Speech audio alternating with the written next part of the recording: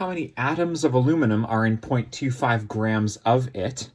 Well, to count the number of atoms, you're first going to have to convert grams into moles. We do that by dividing by the molar mass, or in this case, atomic mass of aluminum.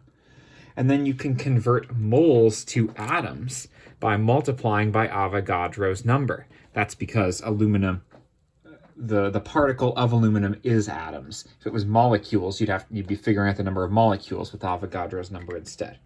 So let's actually do this together. The first step is to convert it to moles, which we denote with a little n, equals mass divided by molar mass. We're starting with 0.250 grams, and we're going to divide it by whatever the molar mass of aluminum is. My periodic table here says 27.0, and the units are grams per mole.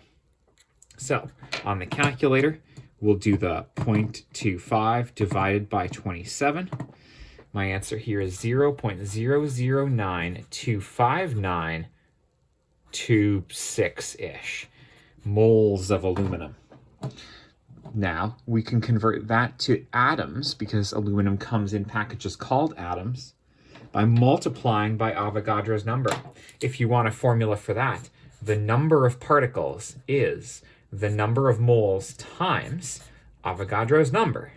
We already have our number of moles here, 0.00925926, and we're going to multiply it by 6.022 times 10 to the power of 23. That's Avogadro's number. Now I still have that first number here on my calculator, times 6.022.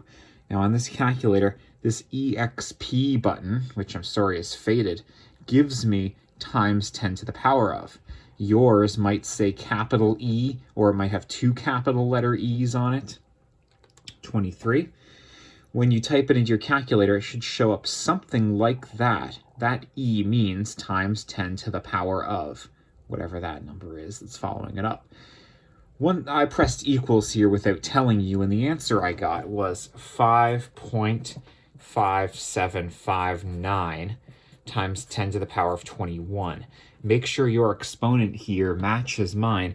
If it doesn't, then you may have typed it in wrong, especially if it's a 20 or a 22. Then you're going to have to learn how to use that times 10 to the power of scientific notation button. The last thing I have is that this number we were given originally only had 3 significant figures to it. Leading zeros do not count, and trailing zeros do count if there is a decimal somewhere in there. 1, 2, 3 sig figs. My atomic mass, because this periodic table is not very good, only has 3 sig figs as well. So my final answer needs 3 significant figures. 1, 2, 3. That third one will get rounded up because what's after it is more than just the 5.